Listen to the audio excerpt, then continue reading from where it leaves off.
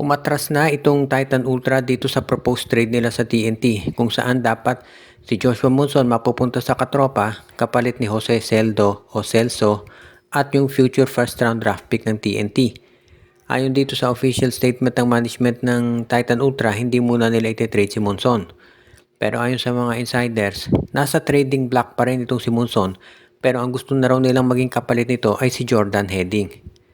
Medyo magulo yung nagiging kwento dito, no?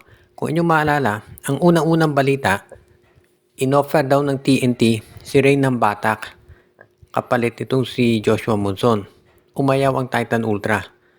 Pagkatapos lumabas nga itong balita na ite-trade na ng Titan Ultra ito si Monson kapalit ni Celso at yung first round draft pick ng TNT.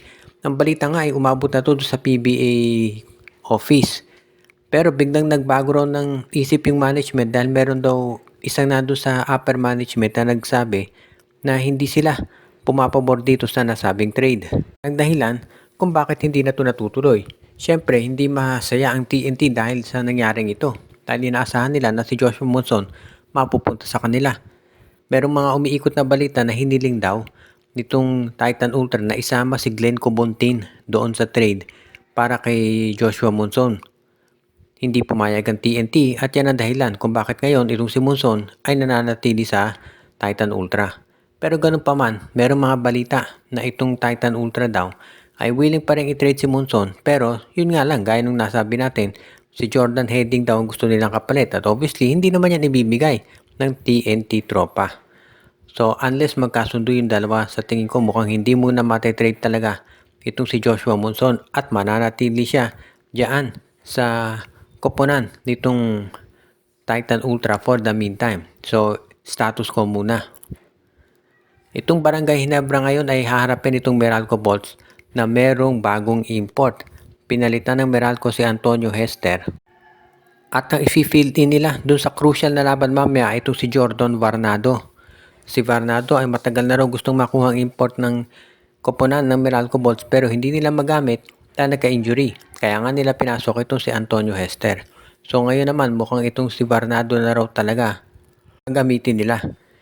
So kumbaga hindi malalaman ng Ginebra kung anong magiging laro dito si Varnado. So off guard ngayon itong Gene Kings. Pero ang Meralco ganun din dahil hindi nila alam kung anong magiging performance ni Varnado para sa kanilang lineup. Samantala naman itong koponan ng Barangay Ginebra may mga balita na ito si Grigsby. Baka ito na yung huli niyang game dito sa Barangay Ginebra dahil syempre magkakaroon ng prolonged break itong PBA, no? So mukhang by the time bumalik na yung liga, baka si Justin Brownlee na ulit ang import ng Barangay Ginebra. So far ganyan na nagiging usapan dito, so hindi tayo magtataka kung itong ang Barangay Ginebra ay ibalik na si Brownlee. Ang talagang crucial dito, mukhang ito raw si itong si Coach Tim Cone, kinakailangan niya masiguro na mananalo sila mamaya dahil dikit yung standings dito sa Group A nila. Pag natalo Barangay Ginebra mamaya, aangat itong Meralco at magiging delikado yung positioning ng Barangay Ginebra. Maski na yung kanilang tsansa na makapasok sa playoffs. At yan siguro ang dahilan kung ba't gusto siguraduhin ng Barangay Ginebra na sila ay mananalo. At syempre, maganda yan na bago mag-focus si Coach Tim Cone sa Gilas ay makakuha muna siya ng isang magandang panalo dito para sa Barangay Ginebra. At yan naman talaga yung importante para dito sa Gene Kings ngayon. Kaya tignan natin kung ano magiging sitwasyon dito, no? Kung sakasakali na itong si Justin Brownlee ay babalik na para dito sa Barangay Ginebra. Dahil hindi natuloy itong trade kay Joshua Monson sa TNT tropa, marami ngayon na nagtatanong kung ang ito ba ibig sabihin na mapupunta na si Monson sa ibang team. Ang isa daw sa mga espekulasyon na lumalabas ay baka ito'y mapunta sa San Miguel at ang maging kapalit naman ay si Jeron Teng. Ito kasing San Miguel Bay syempre at maski na itong Barangay Ginebra nakaantabayan dito sa ginagawa ng TNT tropa at nakita nila na hindi natuloy yung trade ng TNT at ng Titan Ultra.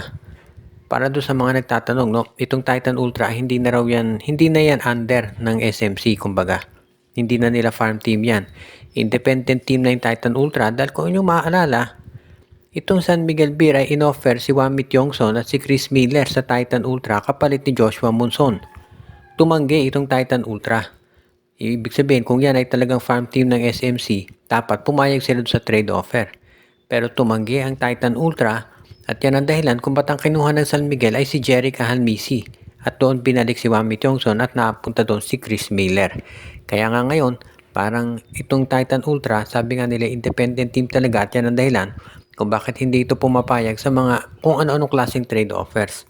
Pero kung ang San Miguel i-offer itong si Jeron Teng para dito kay Wami Tiongson, sa tingin ko papayag itong Titan Ultra dahil fair naman yan.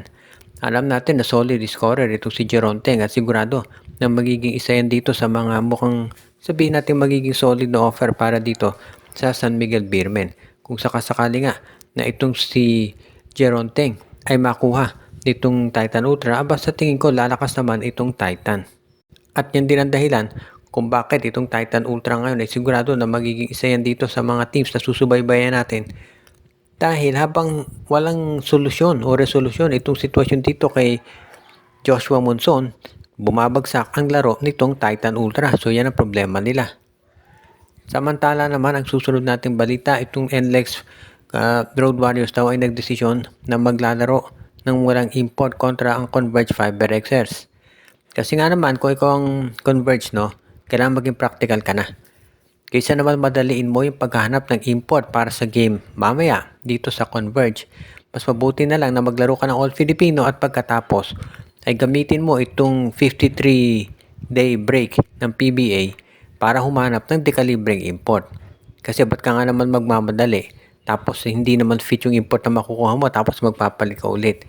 Hindi, mas mabuti na maghanap ka na ng import ngayon, no? Huwag mo nang madaliin at maglaro ka na ng All Filipino kontra dito sa Converge Fiber Xers. At yan naman talaga yung nakikita natin na posibleng mangyari. Pero kung ikaw naman itong Converge Fiber Xers talaga, kailangan na regardless to sa sitwasyon ng NLEX, wala ka nang pakialam daw. Ang importante kung ikaw ay Converge, manalo ka kontra dito sa NLEX para magkaroon ng distansya dito sa Terra Firma. Kasi pag natalo ang Converge sa NLEX ng All Filipino, syempre masama yun. Pangalawa, babagsak sila doon sa standings at baka masama doon sa mga teams na malalaglag. So far, ang tingin kong sigurado palang malalaglag doon sa grupo nila ay itong Macau at itong Titan Ultra. Meron pa diyang matatanggal na isa. So malamang either Converge yan or itong lineup nga ng... At yan ang dahilan kung bakit kung ikaw ang Converge Fiber Xers, kinakailangan manalo ka na kontra dito sa Converge para yung pressure lumipat dito sa Terra Firma para sila naman ang humabol sa iyo. Kaya yan ang magiging importante para dito sa labanan ng Converge Fiber Xers at itong NLEX Road Warriors. At yan ang dahilan kung ba't kinakailangan manalo talaga ang Converge mamaya at mag-take advantage na walang import yung team ni Coach Jimmy Alapag. Pinabati natin yung ating mga taga-subaybay na sila Romeo Conchada, si Jervin Chris, si Anthony Alon, si Michael D, si Edwin Carmona Jr., Joshua Giray, Espejo at Rosales family, Dexter Domer, Ireneo Salangsang, Jonel Alagon. Pinabati din natin si Malyari Mascarillas, Simon de Guzman, Katsakino Dokusi at ang iba pa.